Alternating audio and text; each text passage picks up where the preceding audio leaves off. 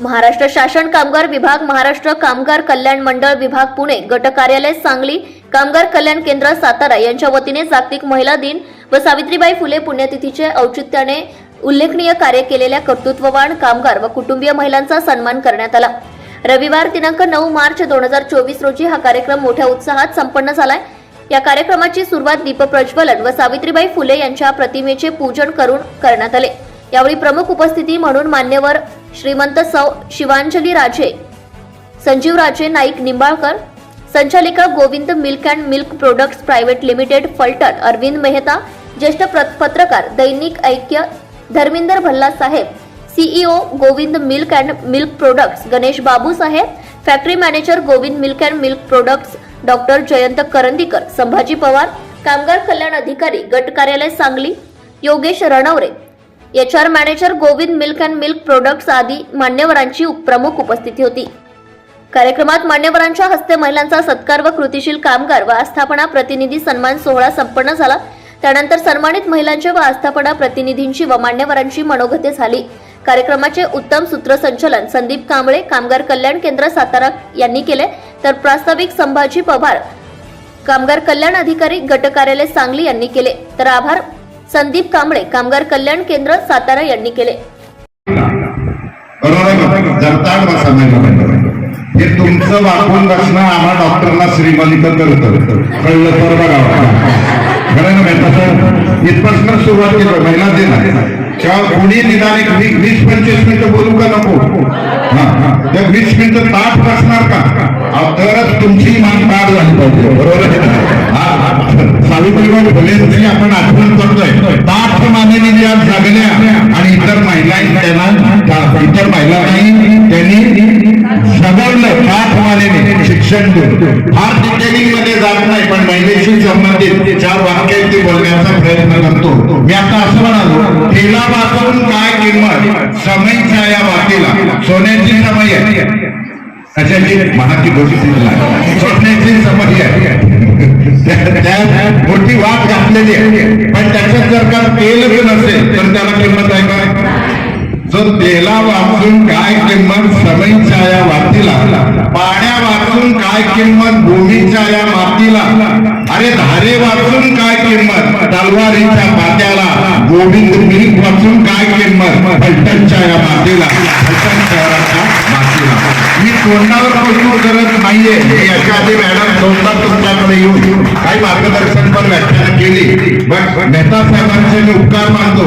आज नक्की गोविंद मिल्क म्हणजे मी अनेक वर्षापासून माझ्या मुलीला, आता एक फॉरेस्ट मध्ये आहे, एक पुण्यात आहे, लग्न झाली, नातू झाले, पण त्यांना हे द्यायचं नसेल, तुमचं एक तूप आहे बघा, गोविंद तूप, बरोबर आहे का? जे आहे तुम्ही बोलतो, आठवलं मला कुरबुवाडीमध्ये गोविंद तूप आम्ही द्यायचो। मला काय माहिती नंतर मला इथं येण्याचा योग येणार, किती मला आनंद होत असेल। आणि हे महिला तुम्ही आज काही कारणास्तव मला माझ्या बायकोला आणता आलं नाही, पण मॅडम मी पहिली सुरुवात करत असतो, there is no life without wife. Without wife. आणि आम्ही दोघं काय काय मामा दोघांना ते बोलवतात, महिलांशी चर्चा करते, म्हणजे आम्ही असं कॉम्पिटिशन करतो मॅडम। पण म्हणजे उगी उपाम करू नका बघा, 8-7 दिवस तुम्हाला असं ती म्हणते, मी नाही म्हणत, आता तिथेही बोललं पाहिजे या ठिकाणी। पण तुम्ही असं म्हटलं पाहिजे, आज ज्या फुले दाम्पत्यांची आपण आठवण केली पाहिजे, त्यांच्या बाबतीत मी असं म्हणेन, पाणी न हो तो नदी किस काम की, माझं भाषण असं सांगते का बघा, पाणी न हो तो नदी किस काम की, आंसू न हो तो आंख किस काम की, पुढचं बघा, दिल न हो तो धडकन कसा चालवता येईल याच्यासाठी या संघर्ष करणाऱ्या महिलांना त्या व्यवसायाचं मालक केलं। ते कोणत्या पद्धतीनं? तर मुक्त संचार गोठ्याच्या माध्यमातून तुमच्या जनावरांना आता पाणी पाजावं लागत नाही, त्यांना चारा घालावा लागत नाही, त्यांचं शेण काढावं लागत नाही, किंबहुना त्यांना कोणत्याही प्रकारचा आजार होऊ नये अशा प्रकारची व्यवस्था या मुक्त संचार गोठ्याच्या माध्यमातून उपलब्ध करून दिल्यामुळं नेमकेपणानं तुम्ही मालक होत असताना तुम्हाला संघर्ष करावा लागला नाही, तर त्याचं मालक होत असताना नेमकेपणानं त्याच्यातून समाधान कसं मिळेल अशा प्रकारची रचना या मुक्त संचार गोठ्याच्या माध्यमातून तुमच्यासाठी उपलब्ध करून दिलेली, ग्रामीण भागातल्या अनेक महिलांच्यासाठी उपलब्ध उपलब्ध करून दिलेली. त्याच्याबरोबर पूर्वी त्या जनावरांना चारा घालायचा तर शेतात जावं लागायचं, उसाच्या कडेच्या बांधावरचा चारा कापून आणायचा, डोक्यावर ओझं घ्यायचं आणि ते वर्षभर खूप काम करतात, दिवसभर काम करतात. तर सर्वांनी आपली प्रकृती, आपला आहार हा जपायला पाहिजे. या निमित्ताने मग बघते बऱ्याचशा महिला कसं असतात, आपलं स्वतःच सगळ्यात शेवटी बघतात, आधी मुलांचं, नवऱ्याचं, सासू सासऱ्याचं. तर माझं एक म्हणणं आहे, तुम्ही त्यांना सगळ्यांना बघू शकाल जेव्हा तुम्ही स्वतःकडे आधी बघितलं असेल तर. तुमची तब्येत व्यवस्थित असेल, प्रकृती बरोबर असेल तरच तुम्ही सांभाळू शकता. तर माझी तुम्हाला सर्वांना एक विनंती आहे की स्वतःची प्रकृती, आहार हा जपा. तसेच तुम्ही कष्ट करता, तुम्ही पैसे कमवता, परंतु सगळे पैसे महिन्याच्या शेवटी तुम्ही जाऊन आपल्या घरी देतात, द्यायला पाहिजे. मी त्याच्याबद्दल म्हणत नाही, तर त्याचा थोडासा भाग आपल्या म्हातारपणासाठी किंवा करमणुकीसाठी बाहेर बाजूला तुम्ही काढावा ही तुम्हाला विनंती करते.